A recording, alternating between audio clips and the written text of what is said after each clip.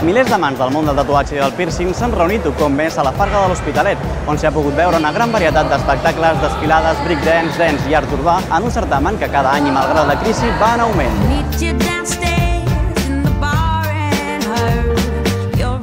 Des de la pàgina web del Saló hem pogut consultar tots els artistes que venien i n'hem comptat més de 140. Tots ells arribat d'arreu per oferir als visitants que volguessin sortir amb un tatuatge nou, una varietat que només podran trobar en un certamen d'aquestes característiques. I els que s'acostessin a la Farga no només podien veure tatu i piercing. Els organitzadors havien preparat exhibicions de tot tipus, breakdance, graffiti, skate, espectacles sobre escenari i concursos, entre una àmplia oferta que no et deixava d'avorrir-te ni un minut. Pues la movida me parece de puta madre, está muy bien.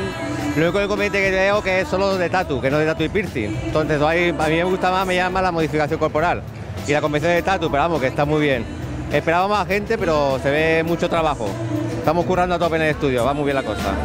Un món característic amb perfils de gent molt diversa, on molt d'ells el tatu és la seva vida, ja no tan sols a nivell econòmic, sinó que ho enfoquen com una filosofia. Potser per això l'eslògan del Saló és «El arte a flor de piel».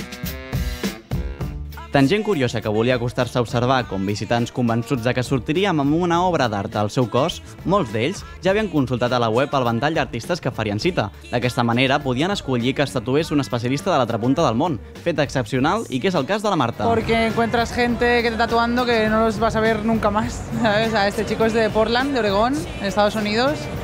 Entonces yo estuve mirando la web, así, los que venían y tal, mirando los que me gustaban, y elegí a él, y si no me tatúo aquí no me tatúo nunca, entonces hay que aprovechar.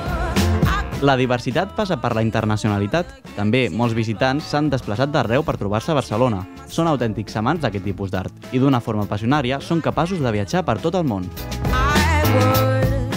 Tattoo is a total passion for me.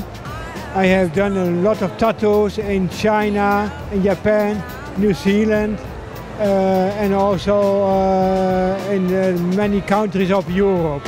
El Saló també ha tingut una vessant més didàctica, ja que s'hi ha celebrat seminaris, on especialistes explicaven i intercanviaven experiències sobre la regulació de màquines i lettering. A part, hi ha hagut una cabuda per una taula rodona on s'ha parlat de la higiene i novetats de la indústria del body art.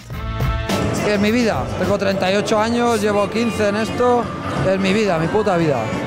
Claro, disfruto de ello, vivo de ello, me encanta, claro, es una cosa, todos los que están a mi alrededor casi viven de ello y quien no lo disfruta igual con nosotros, es nuestra vida, la verdad, casi. I de forma transversal, el motor també ha estat present.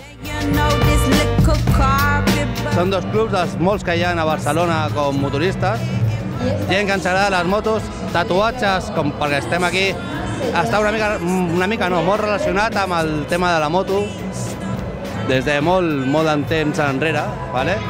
Però bueno, tots, o la majoria de la gent que portem moto, ens agrada anar sempre tatuat i ens identifiquem al món de la moto amb els grups, diferents grups que tenim i que hi ha a Barcelona.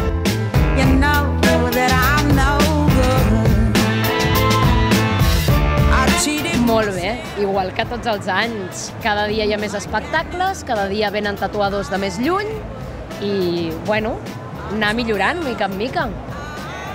En el día de hoy, que es cuando he estado yo, puedo ver mucha afluencia de gente desde media mañana y cada vez más, y ahora está llenísimo. Una expresión de algo que es muy importante para el que lo lleva. Per mi, la meva forma de vida. En resum, una 14a edició que ens deixa molt contingut i és una clara declaració d'intencions. El Saló avança i ho fa de forma creixent. Està clar que cada cop hi ha més gent que segueix el món del body art. Us ha informat Dani Jiménez.